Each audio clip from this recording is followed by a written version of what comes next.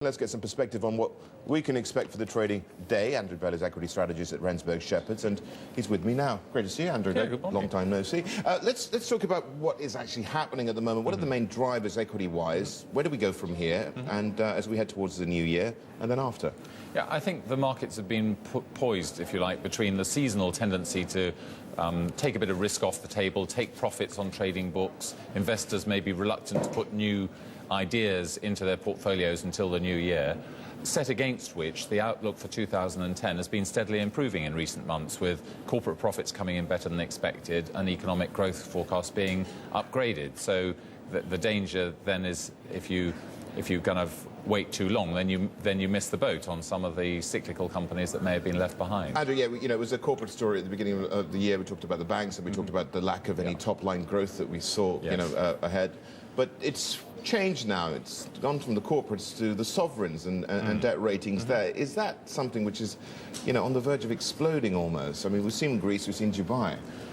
Yes, do buy or do you sell, as it were? I don't actually think we're at the point of a sort of chain reaction of sovereign debt, but that is clearly the worry, that the changing the name on an IOU is not the same as repaying it. So we've seen a lot of private sector debt which has been effectively backed by sovereign guarantees.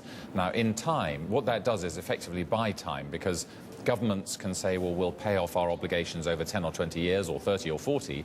You or I could not do that. So it's bought time.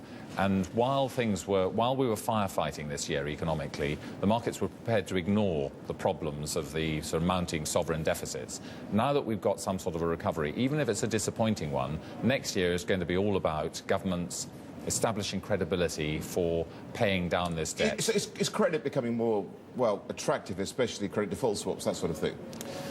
I'm not an expert on credit default swaps, and I think they tend sometimes to be an unreliable guide to what the underlying risk is, because because very often they're a very thin market. So if you find a few people wanting to hedge their exposure to the UK government, you suddenly find the CDS looks as if it's ballooning out and we're worse than a sort of mid-cap engineering company, and I think it gives you an unrealistic picture. But I think the key thing next year is that even if governments don't implement a tightening, and for economic reasons it might be wrong to do so, they have to make the decisions that establish longer-term credibility. We've got 10 seconds left, Andrew. What would be the one thing you would pick as a winner next year?